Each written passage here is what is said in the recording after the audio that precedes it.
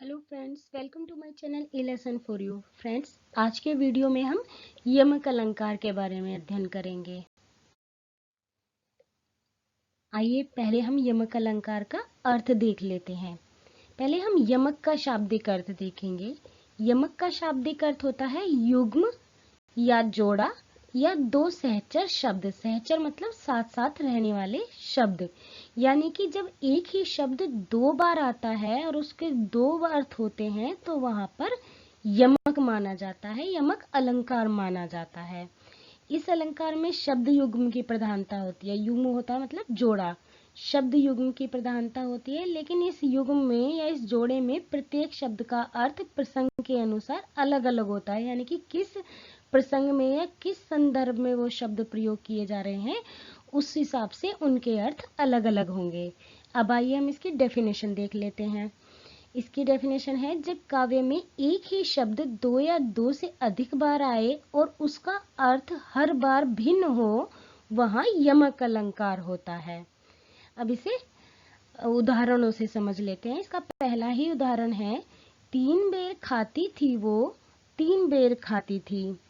अब इस उदाहरण में पहले 3 बेर शब्द का अर्थ है 3 बार, यानी कि 3 टाइम खाना, और दूसरे बेर शब्द का अर्थ है फल। बेर एक फल होता है, जैसे कि हम सभी जानते हैं गर्मियों में आता है और उसे हम खाते हैं, तो उसी बेर के बारे में यहाँ पर बात की जा रही है। यानी कि यहाँ पर 3 बेर खाती थी, यानी कि दिन में 3 बार खाती थी, 3 समय खाती थी और 3 बेर खाती थी और केवल 3 ही फल खाती थी। यहाँ पर इस तरह से इसमें वर्णन किया गया है, तो यहाँ पर यमक अलंकार होगा, क्योंकि यहाँ पे बेर शब्द का जो अर्थ है वो दोनों जगह अलग अलग है।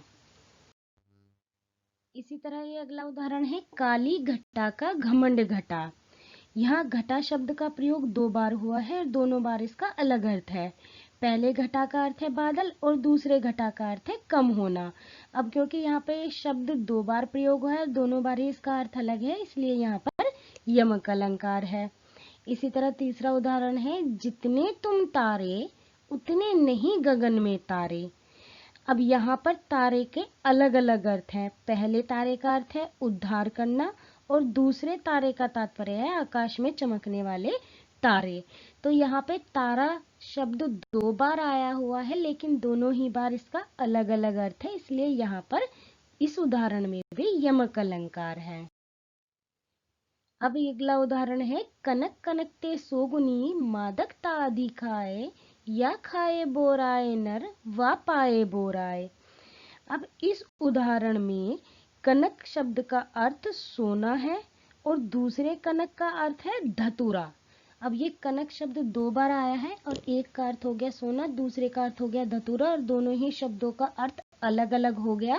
तो यहाँ पर भी इस उदाहरण में भी यमक अलंकार है कि सोने को पाकर भी आदमी बोरा जाता है और धतूरे को खाकर भी बोरा जाता है।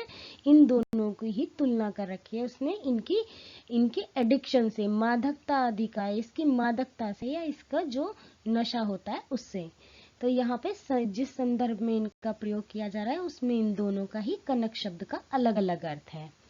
अब अगला उदाहरण है, माला फेरत जुग भया फिराने मन का फेर, कर का मन का डारी दे मन का फेर। यहाँ मन का शब्द का प्रयोग 4 बार हुआ है।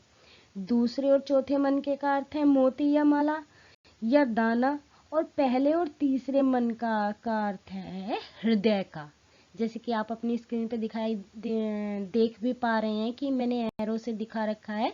ऊपर वाले मन का अर्थ है हृदय का और नीचे वाले मन का जो रेड कलर से है उसका अर्थ है मोती या माला। तो यहाँ पे जिस संदर्भ में ये बात कही जा रही है उस संदर्भ में इनके अर्थ अलग अलग हो गए हैं, तो यहाँ पर भी यमक अलंकार होगा। फ्रेंड्स, आपको मेरा ये वीडियो कैसा लगा कमेंट करके जरूर बताइएगा, और साथ ही मेरे चैनल को अगर अभी तक आपने सब्सक्राइब नहीं किया है तो सब्सक्राइब जरूर कर दीजिएगा। और हाँ, अगर आपको किसी टॉपिक पे वीडियो देखना है तो उसके बारे में भी आप लिख कर दीजिएगा कमेंट बॉक्स में, मैं उस टॉपिक पर आपके लिए वीडियो बना दूंगी। Thanks for watching.